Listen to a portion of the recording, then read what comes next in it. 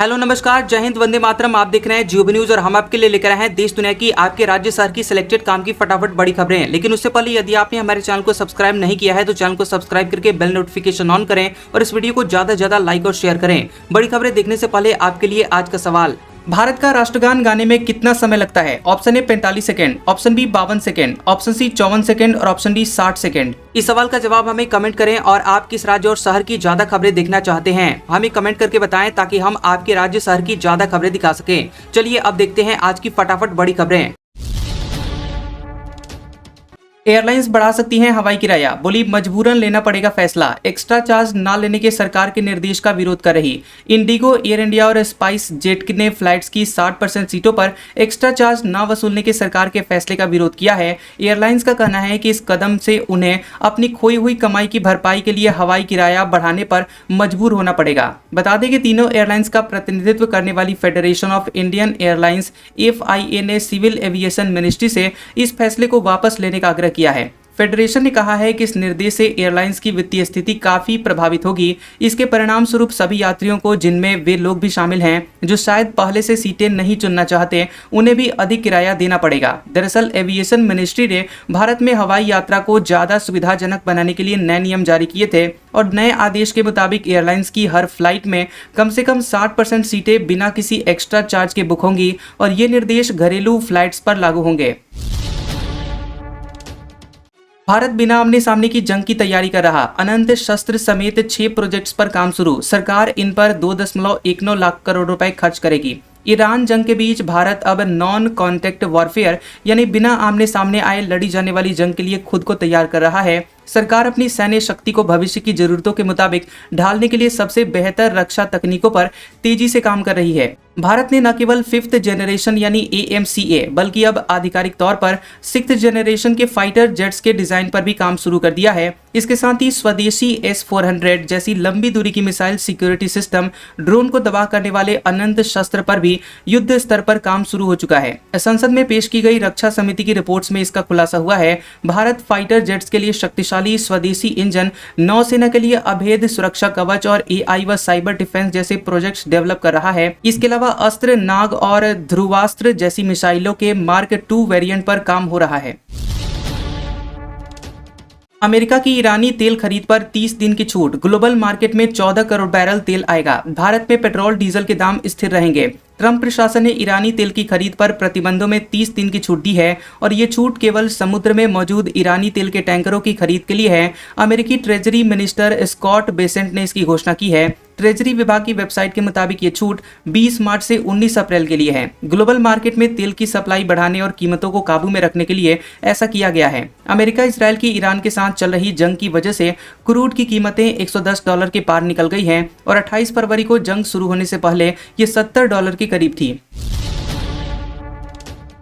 सरकारी योजना का झांसा देकर खुलवाए 100 से ज्यादा ठगी के खाते। पटना में साइबर ठगों के साथ मिले थे गांव वाले, बैंक कर्मी समेत 3 लोग हुए गिरफ्तार। पटना के सलेमपुर थाना क्षेत्र में साइबर पुलिस ने एक बड़े संगठित ठगी गिरोह का खुलासा किया है। ये गिरोह सईदपुर, मुरादपुर और सुंदरपुर गांव में सक्रिय था। जांच में सामने आया है कि कुछ लोग सरकारी योजनाओं जैसे कि शौचालय निर्माण या मरम्मत योजना का लाभ दिलाने के नाम पर ग्रामीणों, खास करके गरीब महिलाओं को झांसा देकर उनके बैंक खाते खुलवा रहे थे। महिलाओं को पहले बैंक शाखाओं में ले जाकर खाते खुलवाए गए, फिर एक में भोज और कार्यक्रम के दौरान एक साथ 100 से ज्यादा खाते खुलवाए गए। उन्हें बताया जाता था कि खाते में 12,000 रुपए आएंगे, जिसके लिए बैंक खाता जरूरी है। और अब तक की जांच में ये पता चला है कि सभी खाते bank of India Salempur, bank of India Bakhtiyarpur और इंडियन ओवरसीज बैंक में खोले गए।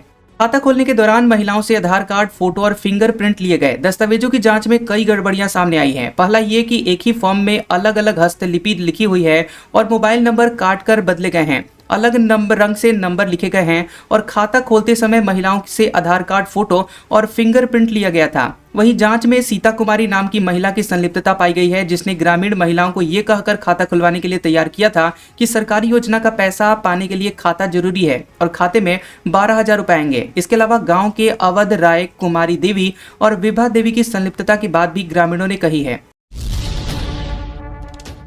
गैस क्राइसिस, होटल रेस्टोरेंट का मेन्यू बदला, रेट बढ़े, 5 रुपए वाली कट चाय 10 की, खाने की थाली महंगी, पनाश में मटन बंद किया गया। 21 दिन से अमेरिका, इजराइल और ईरान की जंग चल रही है। बम, गोले और मिसाइल 3000 किलोमीटर दूर दागे जा रहे हैं, लेकिन असर बिहार के लोगों की थाली पर दिख रहा है। गैस संकट के चलते होटल और चाय समोसे की दुकानें चलाने वालों ने नाश्ते और खाने की कीमत बढ़ा दी है। 5 रुपए में मिलने वाली कटिंग चाय अब 10 रुपए की हो गई है। 10 रुपए में बिकने वाला समोसा 15 का हो गया है। कैंटीन में पहले जो थाली 80 रुपए में मिलती थी वो अब 100 से 120 रुपए हो गई है।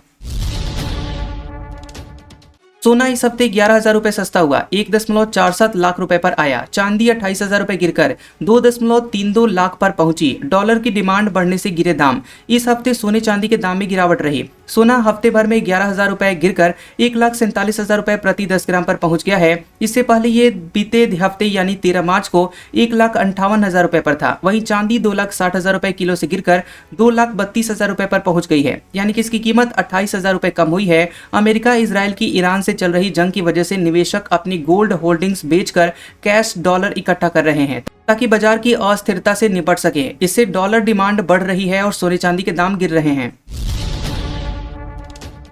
लोकल सर्कल्स का दावा, 20% लोग सिलेंडर ब्लैंक में खरीद रहे हैं। 4,000 रुपए तक देना पड़ रहा है और 68% घरों में समय पर नहीं पहुंच रही है गैस। रसोई गैस की कमी के कारण देश में सिलेंडर की कालाबाजारी बढ़ गई है। गैस की कमी और डिलीवरी में देरी की वजह से देश के करीब 20% परिवारों को ब्लैक में सिलेंडर खरीदना पड़ रहा है। इसके लिए लोगों को एक घरेलू सिलेंडर के 4,000 रुपए तक देने पड़ रहे हैं। ये दावा इंडियन सर्वे और रिसर्च फर्म लोकल सर्कल्स की ओर से जारी किए गए सर्वे रिपोर्ट में किया गया है। रिपोर्ट के मुताबिक ब्लैक में सिलेंडर लेने वालों की संख्या पिछले हफ्ते के मुकाबले 6% बढ़ गई है। सर्वे में सामने आया है कि इस हफ्ते 68% भारतीय घरों को गैस डिलीवरी में देरी का सामना करना पड़ा, जबकि पिछले हफ्ते ये आंकड़ा 57% था। 60 साल में पहली बार अल अक्सा मस्जिद ईद में बंद, ईरान में बाजार सूने, यूएई, कतर, कुवैत में खुले मैदान में नमाज पर रोक। दुनिया भर में ईद मनाई गई और मिडिल ईस्ट में अमेरिका, इजराइल और ईरान के बीच पिछले 22 दिनों से जंग चल रही है और ऐसे में 60 साल में पहली बार इजराइल के जेरूसलम में अल अक्सा मस्जिद को ईद की नमाज के लिए बंद कर दिया गया। 1967 के अरब इजराइल युद्ध के बाद पहली बार है जब अल अक्सा को पूरी तरह से बंद किया गया। ये मुसलमानों के लिए मक्का और मदीना के बाद तीसरा सबसे पवित्र स्थल है। ईरान में शुक्रवार को ईद मनाया गया। इस मौके पर बाजार वीरान नजर आए। वहीं कतर, यूएई और कुवैत जैसी खाड़ी देशों में ईद मनाया जा रहा है। जंग की वजह से इन देशों में खुले मैदानों में नमाज पढ़ने पर रोक लगा दी गई है। ईरान के नतांज न्यूक्लियर प्लांट पर हमला, इस जंग में दूसरी बार निशाना बनाया गया। अभी रेडियो एक्टिव रिसाव की खबर नहीं। अमेरिका, इजराइल और ईरान जंग का 22वां दिन था और ईरान के तस्नीम न्यूज एजेंसी के मुताबिक इस सुबह अमेरिका और इजराइल ने ईरान के नतांज न्यूक्लियर सेंटर पर हमला किया। रिपोर्ट में कहा गया है कि इस हमले में अभी तक किसी भी तरह का रेडियो एक्टिव यानी खतरनाक परमाणु रिसाव नहीं हुआ है। इस इलाके के आसपास रहने वाले लोगों को कोई खतरा नहीं है। इजराइल और अमेरिका ने इससे पहले 2 मार्च को भी इस प्लांट पर हमला किया था। ये ईरान का सबसे बड़ा न्यूक्लियर सेंटर है जहां यूरेनियम इनरिचमेंट किया जाता है। इसकी एक खास बात यह है कि इसका बड़ा हिस्सा जमीन के नीचे बना हुआ है और ऐसा इसलिए किया गया ताकि किसी हमले से बचा जा सके। असीम मुनीर की शिया धर्मगुरुओं को धमकी, बोले ईरान से मोहब्बत तो वहीं चले जाओ। पाकिस्तानी आर्मी चीफ शिया इफ्तार पार्टी में शामिल हुए थे। पाकिस्तान के सेना प्रमुख आसिम मुनीर ने शिया धर्मगुरुओं से कहा है कि जो लोग ईरान से इतना प्यार करते हैं तो वो वहीं चले जाएं। उनके इस बयान को शिया समुदाय के नेताओं ने अपमानजनक और भड़काऊ बताया है। मीडिया रिपोर्ट्स के मुताबिक मुनीर ने रावलपिंडी में शिया समुदाय की एक इफ्तार पार्टी में यह बातें कही हैं। उन्होंने कहा कि वे किसी को भी किसी दूसरे देश के लिए अपनी वफादारी की वजह से पाकिस्तान में अफरा तफरी फैलाने की इजाजत नहीं देंगे। इससे पहले उन्होंने ये भी चेतावनी दी थी कि किसी दूसरे देश की घटनाओं के आधार पर पाकिस्तान में हिंसा बर्दाश्त नहीं की जाएगी। एयर इंडिया ने गलत मॉडल का प्लेन भेजा, वापस लाना पड़ा। 300 से ज्यादा पैसेंजर लेकर कनाडा के लिए उड़ा था। 7 घंटे बाद चीन के एयर स्पेस से लौटा। एयर इंडिया की एक बार फिर बड़ी चूक सामने आई है, जिसके कारण दिल्ली से कनाडा के वैंकूवर जा रही फ्लाइट AI 185 को उड़ान भरने के करीब 7 घंटे बाद वापस दिल्ली लौटना पड़ा। विमान में 300 से ज्यादा यात्री मौजूद थे। दरअसल एयर इंडिया ने दिल्ली से कनाडा के लिए बोइंग 777-300ER की जगह बोइंग 777-200 LR मॉडल का विमान भेज दिया था। एयर इंडिया के पास बोइंग 777-200 LR को कनाडा में ऑपरेट करने की इजाजत नहीं है। इस वजह से यह विमान कनाडा में उतर ही नहीं सका था। हिमाचल बजट 1 लाख परिवारों को 300 यूनिट मुफ्त बिजली, महिलाओं को 1500 रुपए, 70,000 अस्थायी कर्मचारियों का मानदेय बढ़ाया, 3 टाउनशिप की घोषणा। हिमाचल प्रदेश के मुख्यमंत्री सुखविंदर सिंह सुक्खू ने लगभग 4 घंटे 16 मिनट बजट भाषण पढ़ा। सीएम ने 2026-27 के लिए 54,928 करोड़ रुपए का बजट पेश किया, जो कि मौजूदा वित्त वर्ष की तुलना में 3,586 करोड़ रुपए कम है। सीएम ने कहा कि केंद्र द्वारा आरडीजी बंद करने से राज्य को हर साल औसत 8,105 करोड़ रुपए का नुकसान हुआ है। इस वजह से बजट का आकार घटा है और सीएम ने कहा है कि आरडीजी बंद होने और तमाम चुनौतियों के बावजूद प्रदेश का विकास रुकने नहीं दिया जाएगा। सीएम ने कहा है कि अति गरीब बीपीएल परिवारों की पहचान की जाएगी और 1 लाख गरीब परिवारों का चयन किया जाएगा। ये आर्थिक दृष्टि से सबसे वंचित परिवार है और इन परिवारों के लिए सीएम ने मुख्यमंत्री सुखी परिवार योजना शुरू करने की घोषणा की है। इन परिवारों को 300 यूनिट निःशुल्क बिजली मिलेगी। पक्के मकानों से वंचित ऐसे परिवारों को चरणबद्ध तरीके से इसकी सुविधा दी जाएगी। महाराष्ट्र में ज्योतिषी दुष्कर्म केस में महिला आयोग अध्यक्ष का इस्तीफा, विपक्ष का आरोपी से तांत्रिक क्रिया कराने का आरोप, दावा अनुष्ठान में तीसरी उंगली काटी। महाराष्ट्र में दुष्कर्म के आरोपी ज्योतिषी अशोक खरात मामले में राज्य महिला आयोग की अध्यक्ष रूपाली चाकणकर ने इस्तीफा दे दिया। विपक्ष ने चाकणकर पर आरोपी खरात से संबंध के आरोप लगाए थे। इसके बाद मुख्यमंत्री देवेंद्र फडणवीस ने भी राज्य महिला आयोग की अध्यक्ष का इस्तीफा मांगा था। शिवसेना यूबीटी की प्रवक्ता सुषमा अंधारे ने दावा किया कि खरात के प्रभाव में आकर चाकणकर ने तांत्रिक अनुष्ठान के लिए अपनी अनामिका या तीसरी उंगली काट ली थी। अंधारे ने ऐसी तस्वीरें भी दिखाई जिसमें चाकणकर की तीसरी उंगली पर पट्टी बंधी हुई दिख रही है।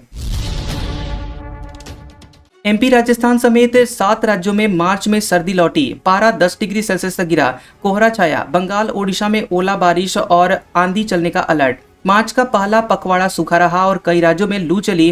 तापमान 42 डिग्री सेल्सियस तक पहुंचा, लेकिन दूसरे पखवाड़े में पश्चिमी विक्षोभ के सक्रिय होने से मौसम पलट गया। देश भर में कई सिस्टम बनने से पहाड़ों पर बर्फबारी और मैदानी इलाकों में बारिश ओले गिर रहे हैं, जिससे तापमान गिरकर 20 डिग्री सेल्सियस रह गया है। मौसम विभाग के मुताबिक पंजाब, हरियाणा, चंडीगढ़, दिल्ली, मध्य प्रदेश, राजस्थान और यूपी में सुबह से कोहरा छाया रहा और तापमान भी 10 डिग्री सेल्सियस तक गिर गया।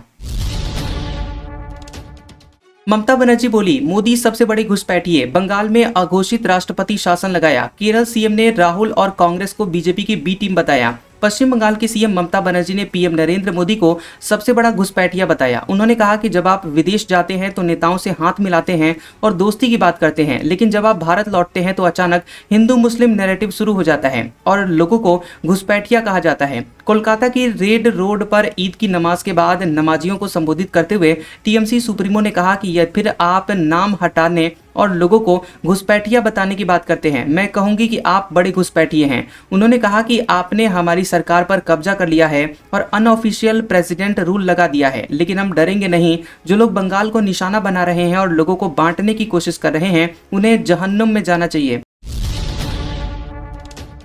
ईद पर भोपाल में अमेरिका इजराइल मुर्दाबाद के नारे लगाए गए। राजस्थान में लोगों ने काली पट्टी बांधी। बंगाल में बाबरी मस्जिद की साइट पर पहली बार हुई नमाज। देश भर में ईद मनाई जा रही है और इस दौरान अमेरिका, इजराइल और ईरान जंग का असर भी देखने को मिला।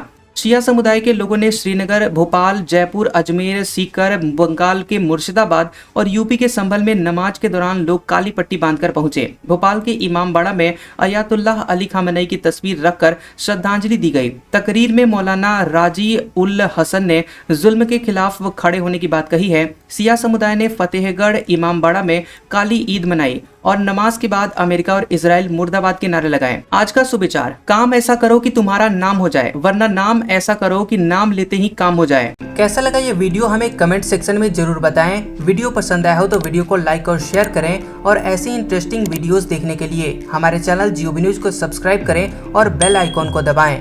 और हमारे ओल्ड और लेटेस्ट वीडियोस देखने के लिए हमारे प्लेलिस्ट और कम्युनिटी टैब को जरूर चेक करें। तो मिलते हैं अगले वीडियो में, तब तक के लिए आपका शुक्रिया।